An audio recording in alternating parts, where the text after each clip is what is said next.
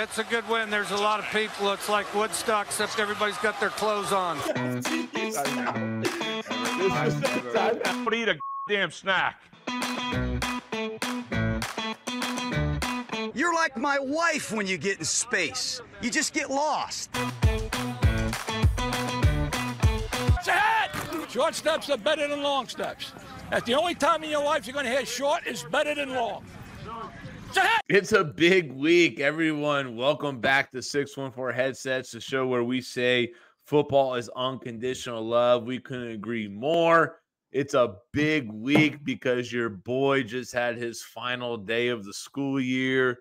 We just inked a massive new partnership with FirstDown Playbook. We're excited to talk about later in the episode and moving forward. But we're all a little mad at Donovan right now, off the scene. We'll let it go. But Donovan, congratulations. All right, our emotions are hot right now. I don't think that it has to be off the pod, but we just got to let people know Donnie kind of killed the vibe for tonight.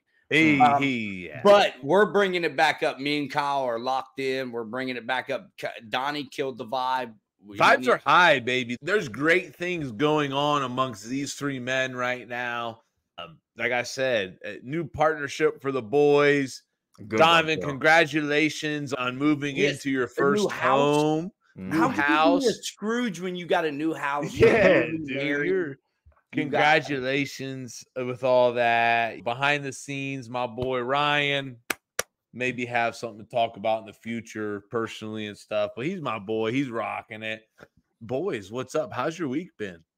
My week's been great. I'm ready to be done with school as well. I'm a grinder, so I sign up for summer school because at Northland, we got to take care of that grass field, baby. So when I get there, summer school early in the day, right? We got the water running, got to do it at midday. Coach Z, shout out to Coach Z. He gets me started early in the morning, gets it running. But I'm still grinding all summer, but I'm ready. I've been telling my wife this, and I don't know if you guys got a vacation plan, but I am ready to go to vacation in June. This year. No vacation. Last year, we did my first vacation during the football season, or kind of summer, you know what I mean, winter or summer conditioning.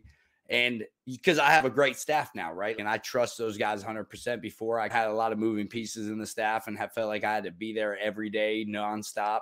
But I'm excited. We're going out to Lakeland, Florida, which is right outside of Orlando. So we're ready to roll. Love it. Nothing for me this year. This past week, where you at? Your time is now, right? Had a phenomenal opportunity to go to the Roy Hall. Donnie, did he tell you about that? Did he tell you about the leadership conference?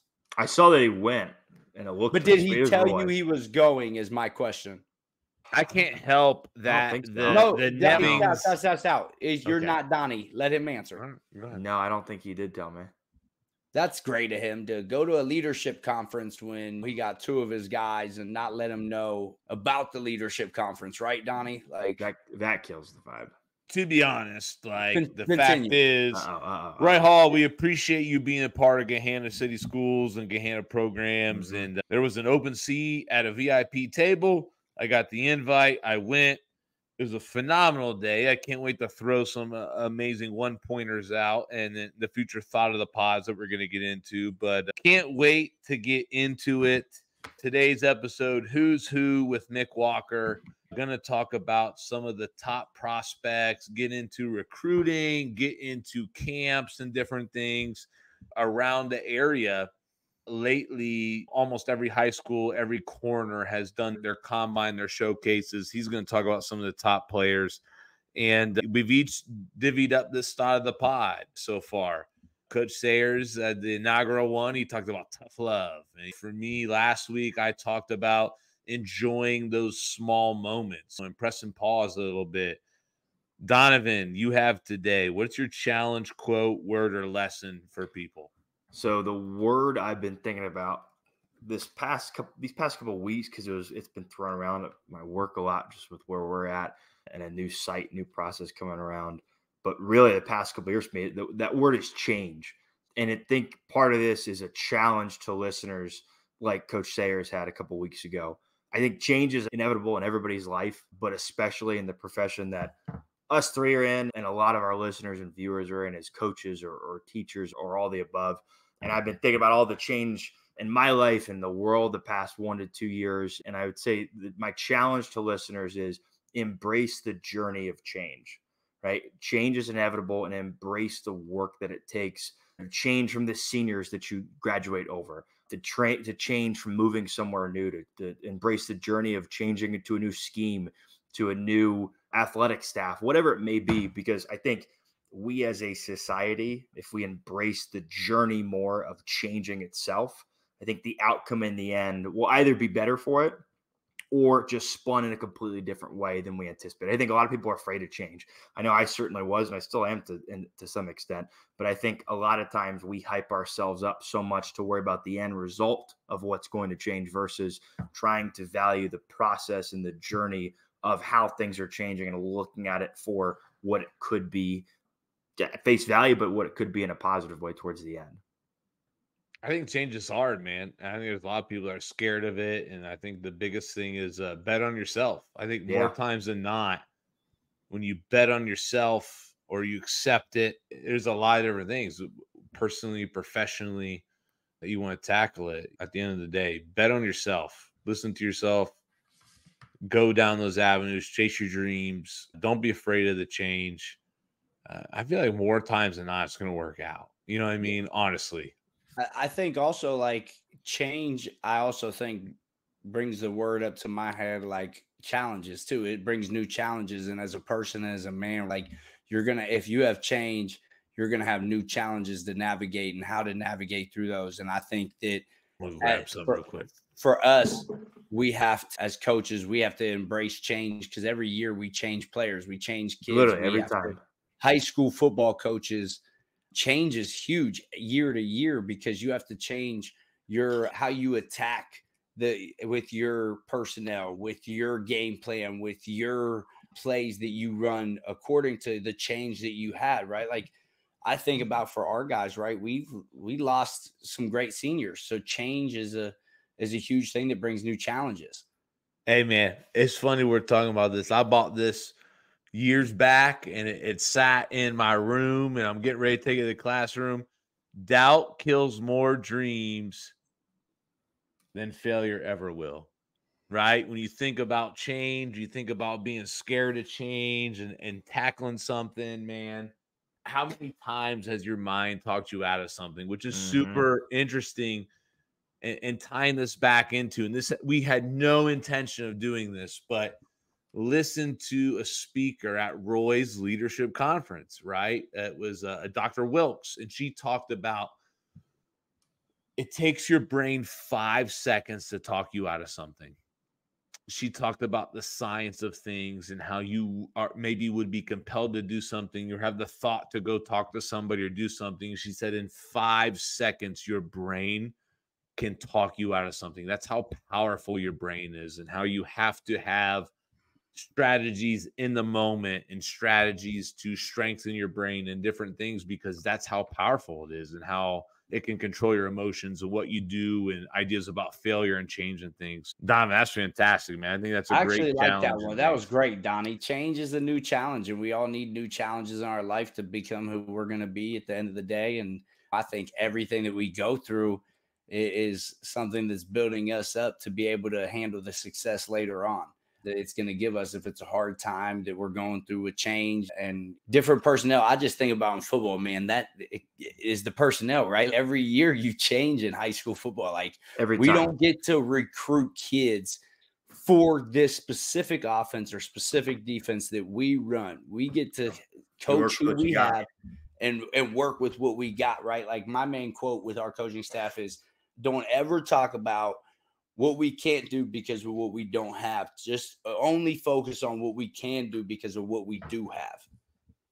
That's a great point, man. It's very easy to fall in the trap in high school about complaining about what you don't have versus what you do have in that. And that's a big part of why I really dove into like extreme ownership and some different things. And as we talk about change, it might be time to change your fundraising sponsor as we get into this, right?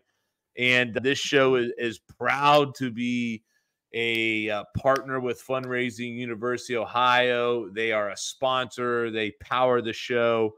And Fundraising University of Ohio offers a variety of fundraising efforts that helps football teams run profitable, effective, and fast-paced fundraisers designed to raise the most money in the shortest amount of time to reach their fundraising goals. Fundraising University of Ohio is locally owned, operated, and with their 6-step blitz system will help your team maximize profits. As a current coach himself, Brent Maxwell with Fundraising University will sit down and help you pick, plan, strategize, and execute your fundraiser. If you're interested in Brent running fundraiser for you, reach out at bmaxwell@fundraisingu.net and get started with taking your team to the next level. That was fantastic, boys. We hope you enjoy the show. Episode 46, Who's Who with Mick Walker. All right, we're ready to roll here with Mick Walker, Ohio State recruiting writer. I'm excited for this episode. I feel like every single kid in Ohio knows who Mick Walker is. And once Mickey they D's. you see what I'm saying? They know who he is, and they know he's a big part of the college football writing program and does a lot for Ohio State. He was at Purdue, but writing for Purdue at one time. But I'm going to let him explain his journey and what he does. Yeah, I think our journey, a lot of our journeys all start with the same guy who you guys had on a couple episodes, Jack Sawyer. That's how I met both you, Stout, and Sayers when you guys were at Pick North when Jack was there. I was just looking back on it today. I think the first game I covered in this job was when 2019 you guys lost at ONTG Liberty, but I'm pretty sure Jack had 5 sacks in that game alone. And I was like, yeah, that guy's pretty good. But yeah, since then I started doing that. I think around there I was making about $100 a month doing it. And I was probably spending way more than I was making just driving to games and doing all that. But after I graduated high school, I didn't know what I was going to do. I thought I was going to be an accountant because that's what my mom does. She owns a CPA firm, and I thought I was going to go into that. But I've always loved Ohio State recruiting. I've loved following it. I've loved following just recruiting in general. So when I got out, I thought about going to an Ohio State camp, trying to write after I had done some message board posts. And my wife was like, you should just go do it. I was nervous to do it, but she just really I'll tell you right now, my wife is a big reason why I do any of this. It's why I'm able to be all over the place. So shout out to my wife, Audrey, but she urged me to go to the camp and just got rolling from there ever since. I was doing it while I was in college. I got my degree while I was in there in 3 years, graduated. And that's when I joined my former company, 247 Sports, to cover Purdue.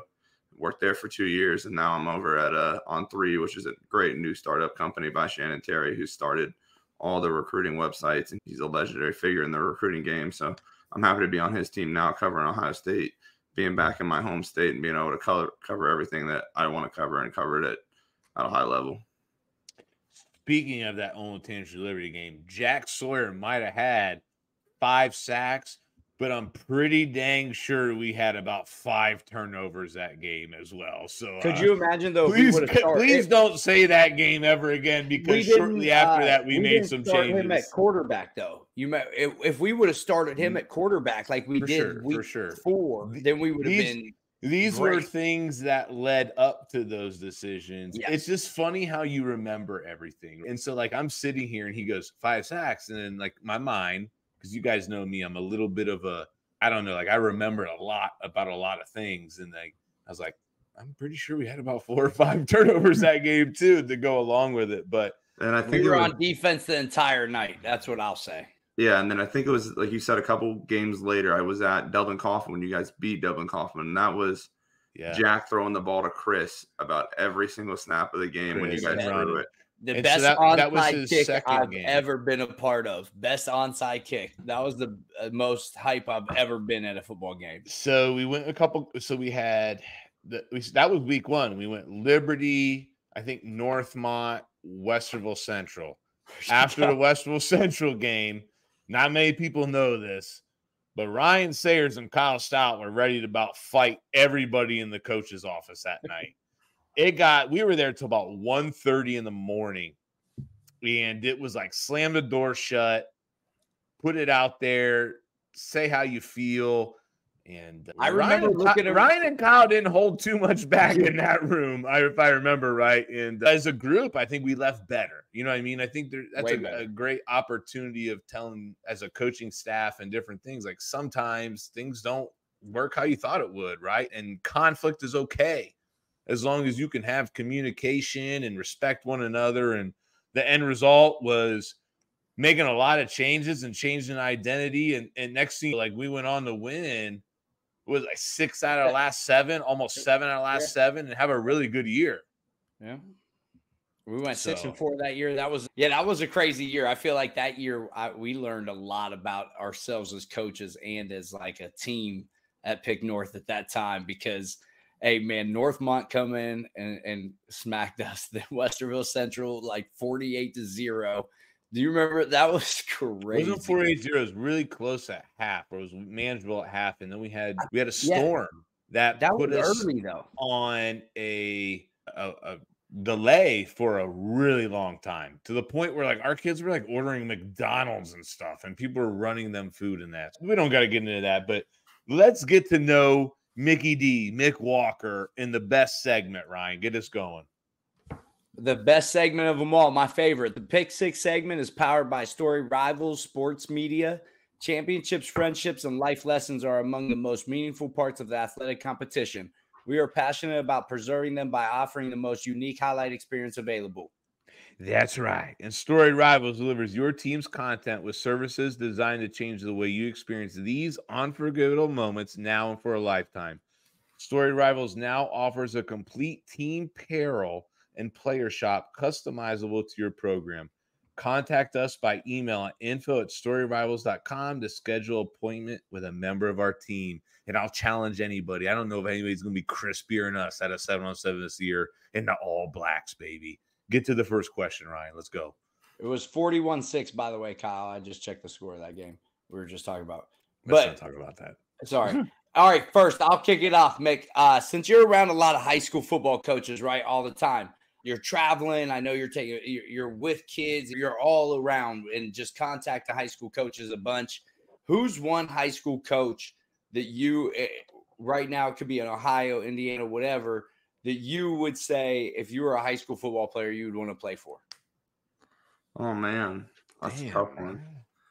Let's see. I live out in Newark right now. I think Coach Ward over at Heath does a great job. If I'm genuinely, I've talked about it since me and my wife started looking at this place. I think if we just send our kids to where we live, it would probably be Heath. Other than that, I don't know. There's guys, Sayers, Stout. I know you guys very well, but there's guys I don't know super well, like Coach Lombardo at St. Ed's. I just trust that guy's going to get guys rolled. If I'm trying to put my kid in a football program, I think St. Ed's. I don't know Coach B down at Moeller a ton, but I think they're another great program. And there's a handful of schools. I think another guy in Central Ohio, I think Coach Birchfield at Bishop Harley, he's somebody I think takes care of kids really well. But I could go on and on. There's a lot of guys. Coach Adams up at Findlay. I could just keep rolling through guys. A lot of guys I would trust, and a lot of guys I would be very happy to send my kids to play for. Even one of my buddies he's looking for a job as an assistant after coaching somewhere for these past couple of years. One of the first guys I reached out to see if they had an opening was Hillerich over at Pickerington North, because I knew Hillerich has a great staff. They always work together. They work together well, and I think it's a great place to start and then grow out from there, like you guys have already done as well. Here's my first question for you, and it might be from a previous story you were talking about, but who's the best or the most dominant high school player you've ever seen in a game, live in a game? Yeah, so that Jack Sawyer 5-sack game was pretty dominant. Jordan Marshall, who won Mr. Football this past year, I saw him his sophomore year against St. Ignatius about a week before he got his first offer from Cincinnati. And I from there, I knew he was the best player on the field. And I felt confident saying that. I 100% believe everything what he's got is deserved. He's a super talented player. During the pandemic, some states moved their high school football season to the spring. And I made a trip down to North Carolina to see a player named Travis Shaw, who signed with North Carolina. He was like a 5-star type of guy, and he was just dominant in their spring games. I saw Corey Kiner a few times down at Cincinnati, Roger Bacon when he was there, and he was crazy good. Now, if you're talking about currently, man, Ryan Montgomery, Tavian St. Clair, Ohio's got two of the best quarterbacks in the country, and those guys will deal you up. I remember if we're talking about just guys that relate to this podcast, I remember seeing Brennan a couple of times throughout the spring. I saw him when he was long hair Brennan. I always mess with him because I think long hair Brennan is my favorite Brennan. Me too. I tell him all the time he's got to bring it back. It was a super showcases that you guys did at the Grand Gahanna Field 2 years ago. I think Brennan was long hair Brennan who didn't have an offer, and then Vince offered him that day. So I thought it was cool to see him commit to Kentucky, and I think it's been awesome to see him develop. I'm lucky enough I get to see plenty of these top guys in Ohio every year. It's hard to just center on one, but yeah, I think Jack is probably the one that just stands out because Jack is just, when he was in high school, he was dominant on both sides of the ball, and he was special. And I think you guys both know that. All three of you guys know that. He was a special guy. He's a special human being too. He's a once in a lifetime guy, right? Like, you're never going to have a Jack Sawyer again. That's the number one recruit in the nation. That's 6'5", 215, 225 at that time, whatever he was, and can move the way that he did. He was such a fluid basketball player too. That's what I tell people is, yeah, Jack was crazy in football. Like, we loved what he did. But when I would go to basketball games, I'd be like, that dude's a hooper too. He's another guy. I think one of the biggest things high school coaches now can do is just, I think Hillerich has done an amazing job of, since he's had Jack, leveraging Pickerington North into becoming just leveling up the program. And I think it's awesome to see when, like, Finley does it now with Ryan and having Luke Montgomery, those brothers come through, just leveling up the program, guys coming through the middle school program, setting expectations. So, like, seeing when high school coaches and high school programs elevate because of a guy they have trying to change the standard, like, seeing guys like that are just awesome because, like I said, Jack changed the standard of what Pick North football had to be. I think there's a lot of guys, like I said, I think Ryan, Luke Montgomery at Finley changed it, and I could go on and on. There's a handful of guys that I think I've been able to see change the standard of their high school football program, which is really cool. I think it's really cool that we get to be on the show together and talk about all these great players. And I'm going to press pause and say, OHSAA or whoever does Mr. Football, you did Dior Hubbard dirty last year. All right. So you can't have a player who was a Mr. Football finalist his junior year and then come out and have the same stats or better than who won Mr. Football this year and not even make the list. So Dior Hubbard, you and me, baby, ride or die, right? We know the truth. And so I'm going to put it out there because he's my guy, and I'm going to die on that hill. I'll step in this batter box. I'm going to die on that hill. You can't have a kid have these same stats or better in less games than Mr. Football and be a Mr. Football finalist the year before and not even make the list. Shame on you. All right, moving on. Let him know, Kyle. Let him know.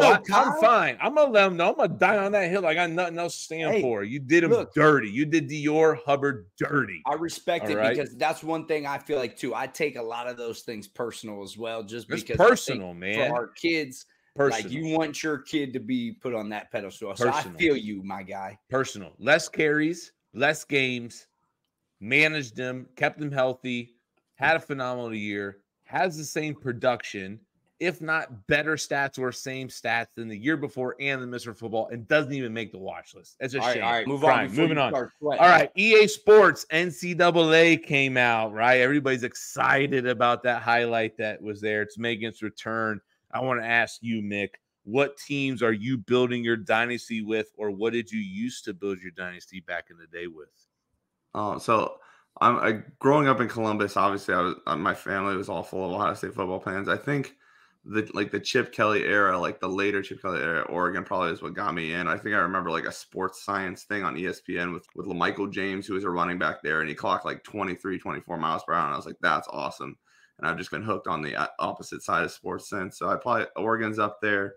I think I got a lot of respect for some of these MAC schools. My wife's getting her master's degree at Kent State. So whenever we talk about them, I call them the Kent State Fighting Audrey. So I'd probably do one up there, Coach Burns, and those guys are rolling. And I think they made some recent moves with CJ Conard and some of these guys that have come in, and I think they're going to do a great job. So we're going big. It's probably be Ohio State or Oregon, but smaller school. I'm building somebody up. I'd probably go Kent State. Press pause. What'd you guys roll with back in the day? Dude, here's what I'm going to say. I'm going to go big and small too. That's a great way because you have to. Right. I think for small, for me, is Fresno State. I don't know why. I love playing there and being Fresno State. But for the big school, for me, that one's tough. I feel like I would definitely – I go the real Miami University, because I know Donnie's going to talk about – the real, not that Houston. One hanging in the back over like there. The U. That's the big school that I like. I like the orange and green that means something, not the red and white that's just, hey, we're here. You know, Donnie Mack, who'd you play with? I used to go with USC a lot. Ohio State, obviously, big Ohio State fan growing up, but USC was like a big Reggie one Bush was fire on the one. Yeah. So I'd say big schools. I think I'd stick away from Ohio State right now and go like a USC, maybe in Washington, try to rebuild them up. I like that. They give all the part of small school. I want to say Miami, but I'm not going to for, You didn't play with them back then, Donnie. Stop. Yeah. Like, all right. Hold on. I think small school, honestly, I think it'd be cool to run with Army. I'm not talking about what would be cool as run now is what you did in the past, the whole nostalgia. I didn't do it with small school. USC, Ohio State. All right. Mine, USC too. I did USC, Pittsburgh, and Iowa. Those were Iowa's me, the offensive lineman, baby. It was ground and pound. You remember the year where it's so when you pounded the ball and then it told you had the explosive play action set up. Yeah. Yeah, baby. I like Texas A&M too. I can't forget Johnny Manziel. That's my guy too. While we were talking about Miami, I do want to say, this is not pandering to Donnie, but I do want to hat tip to Coach Martin, the guys down there. I told Coach Patton when I saw him around this spring, I think Miami, Ohio does probably the best job of any school in the MAC of recruiting the state of Ohio. I think they signed some guys in Ohio that are awesome and that could go up to a higher level every year. I think that's why you've seen them get picked apart from the transfer portal. But hat to tip Coach Patton, Coach Brecken, Cody Keller, their director of player personnel.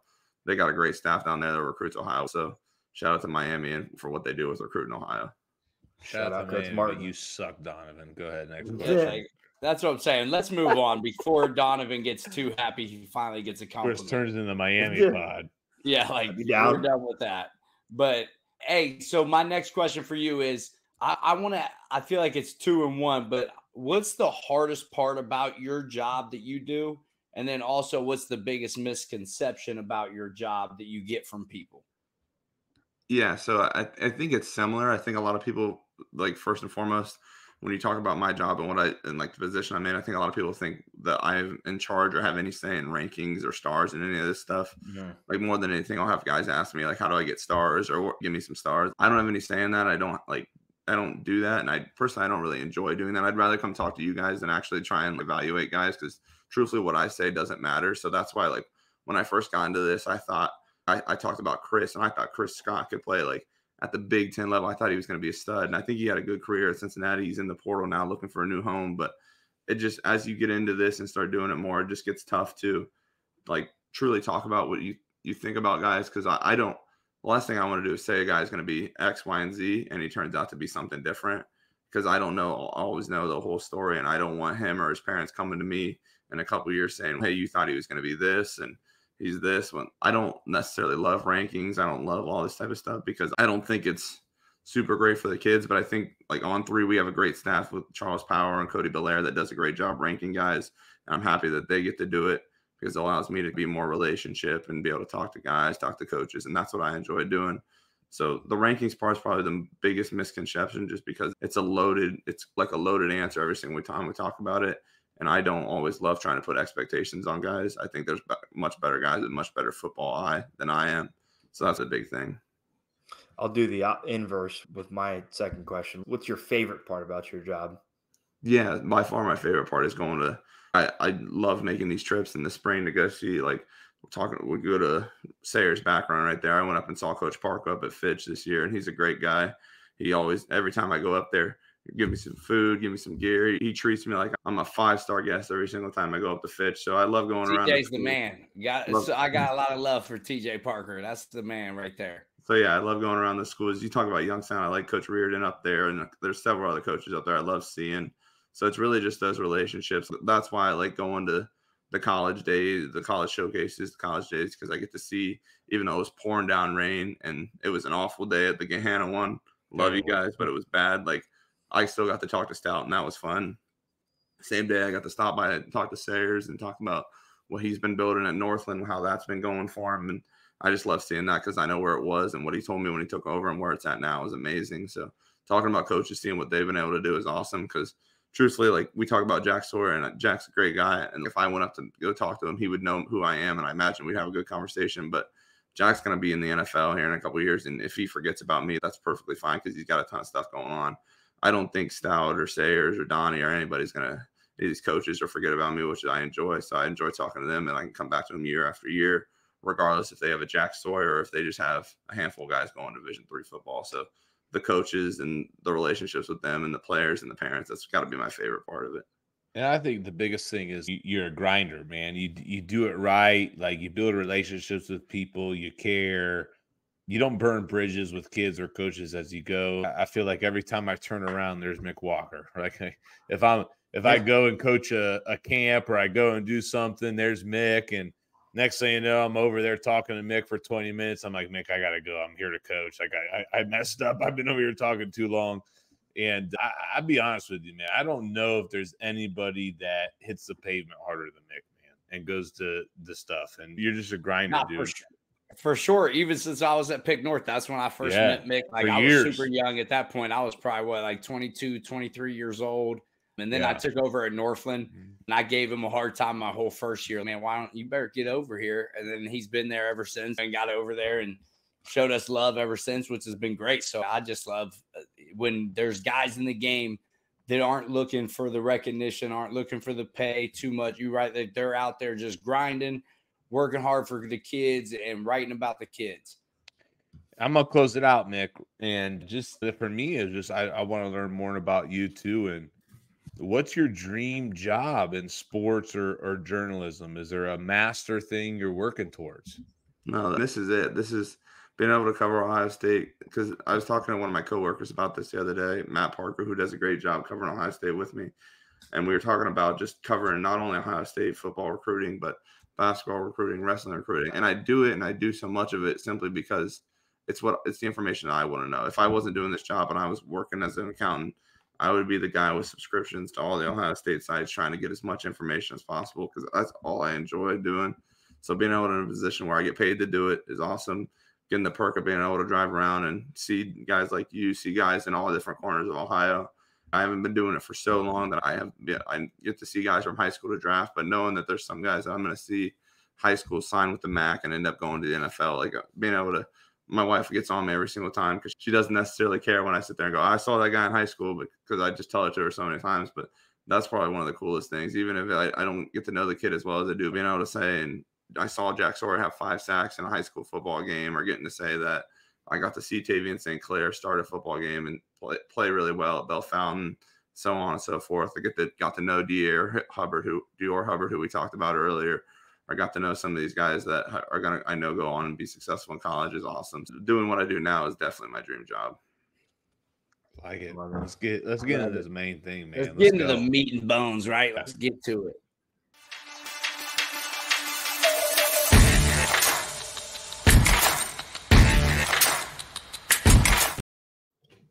All right, we're jumping right into this, and really, this main topic is a bit of a look ahead, right? Discussing some of the top players from your eyes, who's who around this state, around this city. A little bit of an early preview of 2024, and then any other general questions that we have for you, Mick. Can we pause? Is this a good time to pause? Yeah.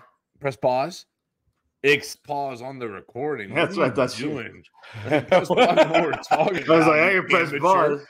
But hey, man, we're excited to talk about, just closed today, new partner of the show, FirstDown Playbook, right? And a big marketing strategy we've always had is teaming up with people that is beneficial to our viewers and people that are riding with us, have joined this community. And FirstDown Playbook, phenomenal. Nation's #1 leader in playbook design and player design and play drawing design. And I think everybody's going to like what we're going to show and what we're going to do with them. And the coolest meeting, though, too, this morning. That was great. It was fire. Yeah, we are super excited to team up with a partner that is a software designed by coaches for coaches, because we say we're the podcast of coaches for coaches.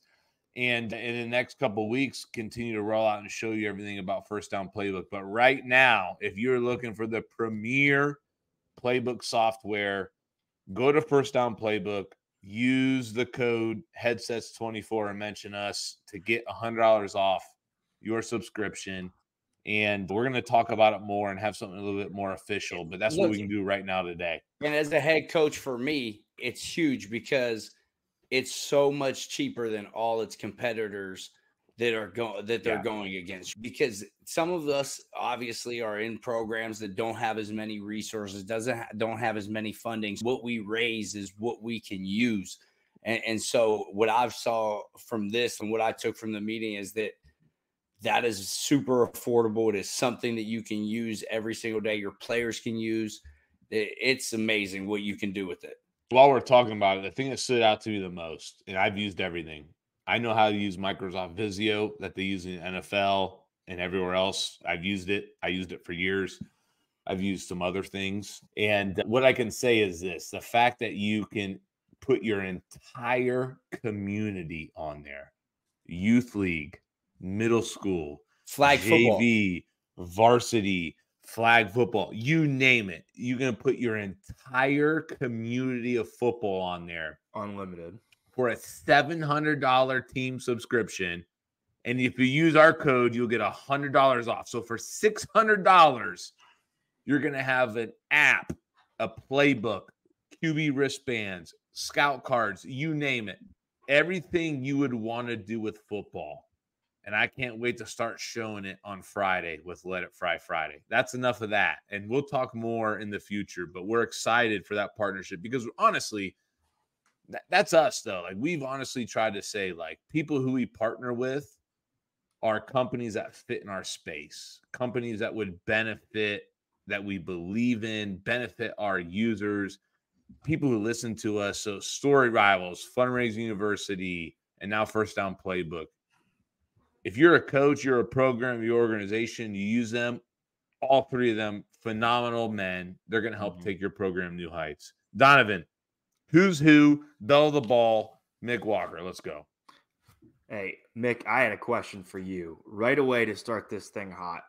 And it's not necessarily the theme we're following, but it's like looking forward into what it is, you know, what the state of high school football is right now. And you cover recruiting at such a depth that I don't think most people understand. So I want to get your opinion on this. What are your thoughts on recruiting services these days in the high school football world, specifically in the Midwest, or anything that you might have thoughts on that you've seen throughout your time?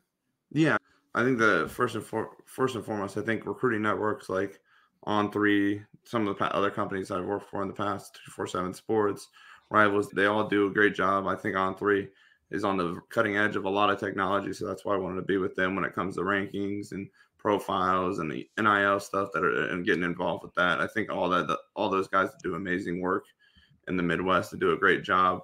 I think the biggest thing is with all those is none of them guys have to pay for. So that's the biggest thing. Like nothing that really happens in this recruiting process should really be a pay camp or a pay process. Like Stout is worth the Elite 11. Stout is worth, but I think all three of you guys, if not Stout and Sayers, are both worth the Under Armour camps. Like these are legitimate big time camps, and they're showing up and they're giving you more gear, and you're not paying for anything. Those are the camps that I think are amazing. Those are the things that are awesome about recruiting.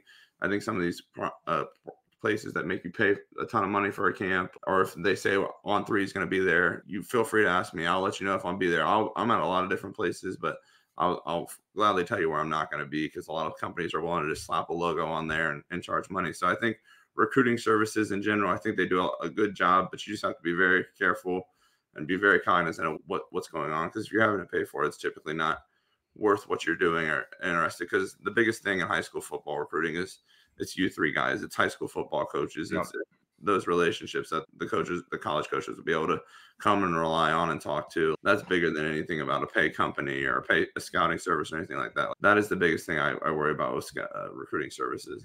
Go ahead, Donovan. Plant that flag. Let's go. Plant the flag. Let's start it right now.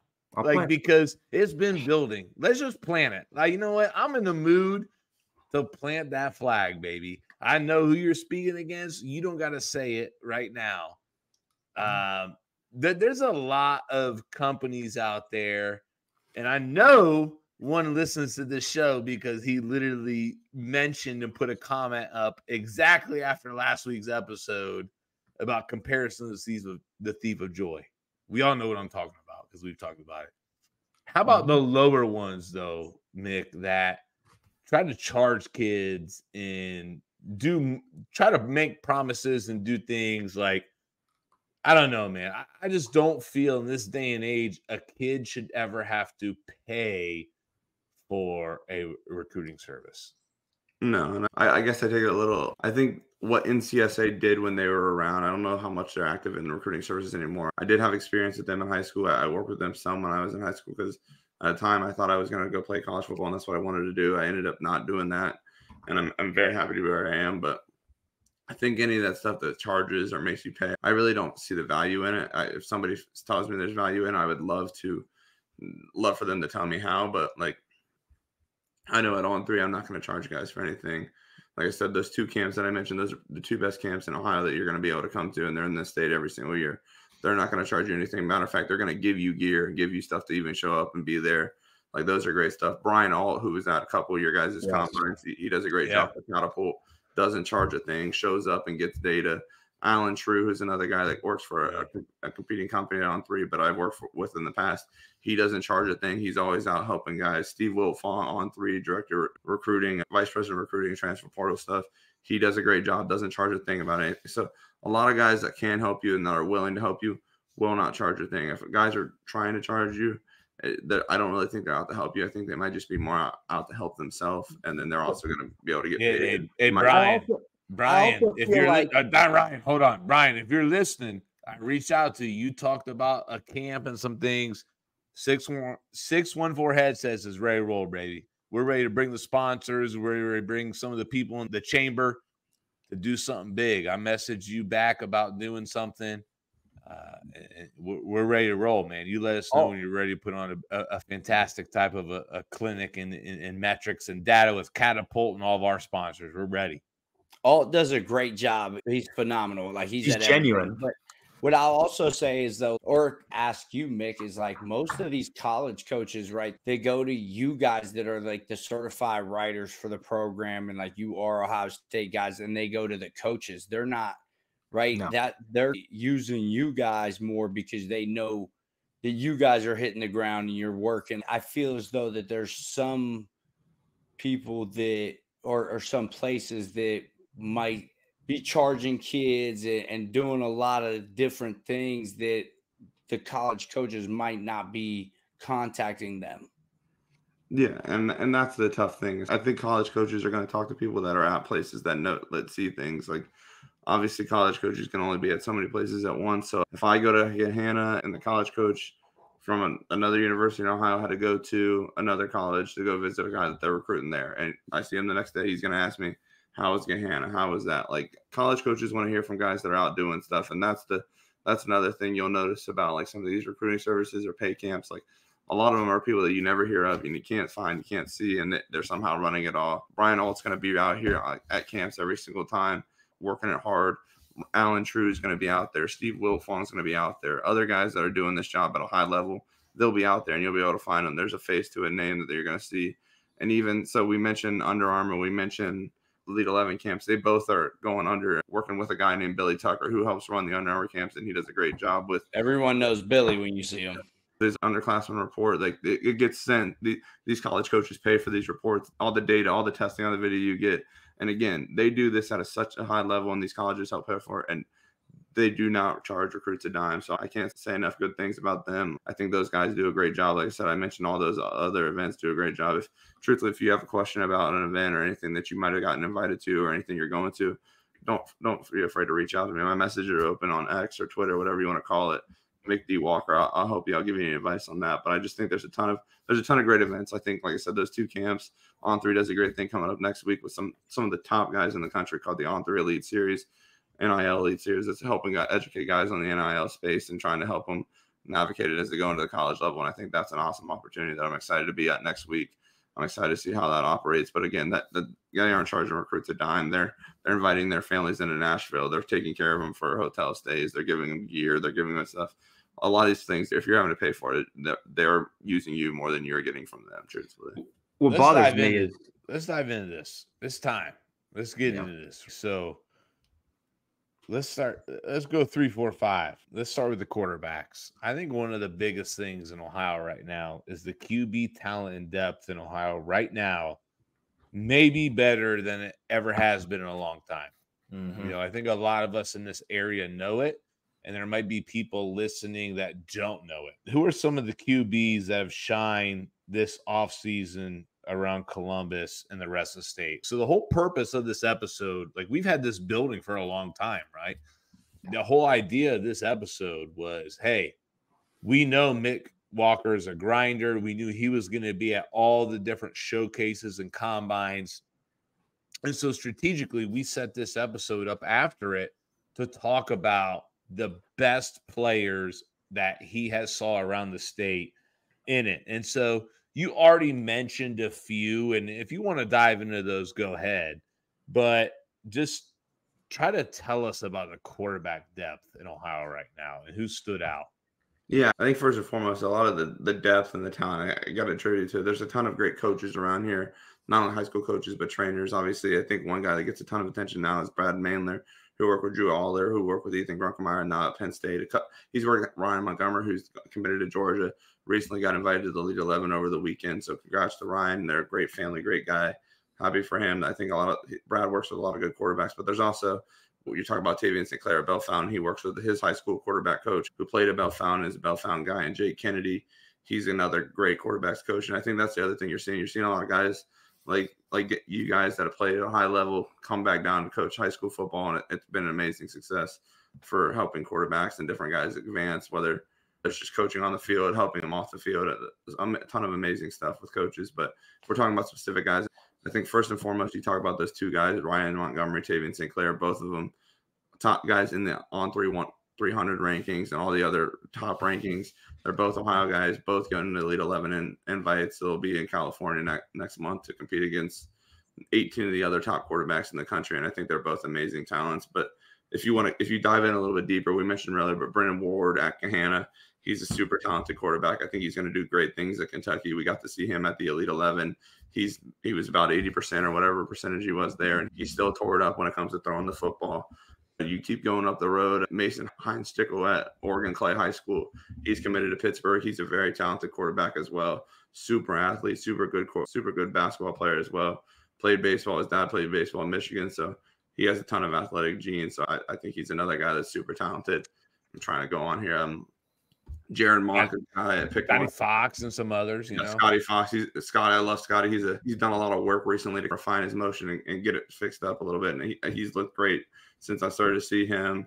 You can talk about Walter Moses, the guy at Perry, who was Coach Eastwood that helped win him a state title this year. And I think he's a guy that's going to do great things at Toledo. We can keep going on. I'm trying to rack my brain off the guys off the top of my head, but those are some of the guys that stand out. You can even go down in the lower ranks. I think Levi Davis, 2026 kid at Orange. He's going to be a great player for Coach Schroeder there, the new Coach Schroeder there. And then over top of Stout Shoulder, Ashland University, you go to Ashland High School down the road. Nathan Bernard, the 2026 quarterback there, he's a talented guy. And if you're talking about Columbus, Jaron Mock at Pickerington North, who recently transferred in there, he's a guy that just started to pick up some more offers. And I know the coaching staff there really is a big fan of what he's going to be able to do. So, like you guys said, the depth of quarterback talent in Ohio is insane right now. Yeah, Bernhard's legit. And I was at last year when we did the Under Armour camp. It was Tavian St. Clair, Ryan Montgomery, and Brendan Ward. And I remember standing there with Coach Ward, and I was like, man, these three are in the same class, and they're all three so elite. Like, all three of those guys have been the talk of the quarterback play in that class, which is interesting. You guys are talking about offense. It's making me sick to my stomach. I'm sick of it. These offensive guys are so soft. But so let's talk about a defensive guy. Who would you say is the best, like, linebacker that is a bigger guy, right? Like a heavier skill, a lion type guy that can fly around? Because I feel like linebackers, we have a ton of great linebackers in Ohio, but they don't get the love that they should get. Yeah, I'm not 100% sure. Stop can correct me if you guys will be there, or Donnie can say it, but I know Pick North, again, they're going to host the 7-on-7 in June. That's going to be full of talented guys. And if you were talking about linebackers, second-level defenders, the best one in the state and maybe even in the country will be there. And Justin Hill out of Winton Woods. Yeah, I recently saw him, stopped down to school to talk to him, but he's a guy that tore up the Under Armour camp when he was up there. He's about 6'3", 220 pounds, and he is just a force off the edge. 2-point stance, rushing the quarterback. He was able to just beat guys every single rep that they took at the Under Armour camp. He pass rushes well. He drops into coverage. And perhaps my favorite thing about him is this guy, he just loves football. Eats, sleeps, and breathes it every single day. And I think that's why, they've been so successful with him down there in Winton Woods. So you're talking about like the second level guys, the linebacker guys. He's somebody that I think is a good guy. Specifically linebacker Eli Lee up at Akron Hoban. He's a guy committed to Ohio State, and he's everything that you would want in a linebacker. Everybody wants to call him a throwback linebacker because he's more of a downhill Mike, but man, he can drop, he can play in coverage, and he's a talented guy. So those are two guys. Both of them are Ohio State caliber guys in the state of Ohio. So that's a big thing. But I think they're also two of the most talented players in Ohio when it comes to that second level of the defense. Are there any, as you look towards guys that maybe aren't committed or haven't hinted at where they're going to go, upperclassmen wise, are there any top prospects that you're waiting for that are unsigned that you think, man, these guys are somebody's going to get a good one, or maybe someone even that you think is a top guy that's unsigned or not as high on the offer list just yet? Yes, I think if you look at the On3 rankings in Ohio, the three guys that are still uncommitted in the 2025 class would be Justin, who I talked this about a second ago, and then the other two would be Bo Jackson, a running back out of Villa Angela St. Joseph's up in Cleveland. He's a super talented player, two-way guy at running back, safety. But I think a lot of colleges view him as a running back, and I just saw him on Twitter. He's nasty. I watched his film the other day. He's an interesting guy. He's a great kid. His actual name it's Lamar Bo Jackson. So if he didn't want to go by Bo Jackson, he would have to go by Lamar Jackson III. Yeah. So he's got some awesome name options, and he's a super talented running back that's been on the scene since a freshman. And the other guy is Trey McNutt, who was in the news a lot this spring for everything he did, challenging the OSHA on their 7-on-7 rules that kind of helped get that busted open. And he's a crazy good athlete in the secondary. I think early in his high school career, he believed he was more of a corner. He slid over to play more of a safety role for Coach Nicholson at Shaker Heights this past year, and it's just taken off since then. He's a really talented guy that I think whoever lands him is going to be lucky to have him. Don't sleep on Preston Bowman either, man. He just got that. Hey, the Michigan offer. That was huge. I'm not gonna say private conversations with Preston and stuff, but that was big. So, that's a big. Hey, Preston, that was something they have been waiting on. It's gonna be a huge move for him. I'm happy for this guy. Yeah, I love Preston since he was in like 7th grade. That dude's been at the weight room at Pick North, so he's earned it. I'm not going to dive into our conversations, Preston, but congratulations, brother. Coach, just go ahead, Mick, and just talk about what are maybe some of the top offensive or defensive guys across the combines that you visited that maybe we haven't had a chance to mention about yet. Yeah, it's tough. So in Central Ohio, I think I went to most of the college. I went to two of the big college days. I wasn't at Sayers. That's why I stopped and saw him. But I still a handful of schools that worked on his day. I visited and got to talk to some of the guys there. But of guys I saw, I thought Jake Cook from Western North, he's completely reshaped his body. He tore up the Under Armour camp, and he tore up another camp recently. And he's a guy that's super talented. And I think it's going to be exciting to see. He's committed to Louisville, but I think there's other schools still reaching out. And I'll be excited to see where he signs because I think he's somebody that really showed out this spring. Multiple camps that showcases. I think keep going. Tyler Kielmeyer is a guy at Westerville South. I know you guys had Coach C on from up there at Westerville South. And Tyler's a great guy that played a lot of basketball, who has an awesome story about himself. And he's going to be able to go to wherever he wants, probably in a lot of these Big Ten schools. And I was talking to some coaches that they already took tight ends, but they were willing to take another for that guy was Tyler. And then if we're just talking about guys I didn't get to see in person, but I got to talk to and I really enjoyed him. Jonathan Brown over at St. Francis de Sales, I think, is a guy that's going to be super talented for Coach Wiggins over there. He plays a lot of running back now in the backfield with RJ Day, who's the son of Ryan Day, the head coach at Ohio State. And I think Jonathan could play running back at a high level in college, but he could also be a super talented safety because if you look at that guy, he's rocked up already, and he doesn't have doesn't feel like he has much more weight to add weight to his body, but he's still super talented. And then that's what they say about me. He's rocked up. That's what everybody says about me after they see me. Thanks. That's not what people were saying when I was around Northland the other day. They're mainly messing with you. All right. Last question, man. And this is what I think this is a great question because you get to see way more people than us. Who is maybe the next player that's going to blow up that's maybe not on our radar? Oh, man, that's a tough one. I started thinking about some 8th graders I've seen in Central Ohio. I don't want to put those guys out because, again, I don't want to be labeling guys before they play to snap high school football. But I think there are some talented high school football players that are coming into high school this year. I think there's some talented 2027s down in Cincinnati that have just completed their freshman year of football, and they're going to do a great job. Higgins at Anderson's a guy that's going to do great things for Coach Fryer at linebacker. Jalen Mercer at Winton Woods is another talented guy. Ace Alston at Anderson also. Jameer Brown at Hugh Wright's Wayne is a 2027 that's going to get big offers. And then you keep going down like the 2026 class, and there's just a handful of guys that are super talented. I think I got to see Victor Singleton up at Toledo Central Catholic this spring, and he's a guy that's going to get every major offer that's probably out there that could be possible. I think Ohio's offensive line class is amazing with a lot of different positions. There's a handful. I think Ohio State's already offered 3 guys, and there could be a 4th that gets an offer this year. And that position's super talented. So guys that could blow up, it's tough because there's a lot of guys in my head that I think are a certain level. I just follow them on that level in my head. So when they get that offer, I just like, oh, he got what I thought he was going to get, more so than, oh, he's blown up. But I think there's a lot of guys like I guess in the national scope, like we talked about Preston Bowman earlier, I think Preston blew up by getting that Michigan offer. I thought Preston was going to be able to be a Big Ten caliber player for a couple months now, for maybe a couple of years now. So that doesn't shock me, but I guess that's probably his national blow up, just on the scenes of people starting to recognize who he is more and more. Preston's great. Preston's congrats, brother. Ryan, wrap it up, brother. Let's go. No, I appreciate everybody, but make sure, hey guys, make sure, like we mentioned earlier, FirstDown Playbook, make sure you check it out. You get with us for the code. Fundraising University too. You make sure you get with them. You're, as a football coach, it's crunch time right now for your fundraising. And then also Story Rivals. Make sure you get with them for your apparel. That's crunch time as well as getting your videos set up and your schedule set up with him so he can have people out there capturing all your memories. Other than that, though, Mick, we appreciate you, man. You're the man. Keep coming around. Make sure you let us know next time when you're going to be there so I can give you a shirt instead of Stout just giving you the Mick, show everybody a shirt. Mick, show everybody a shirt, brother. I stand up because I don't want my crotch just be in the front of the camera, but I do have I appreciate that, but Mick does have some Viking shorts that are very nice shorts.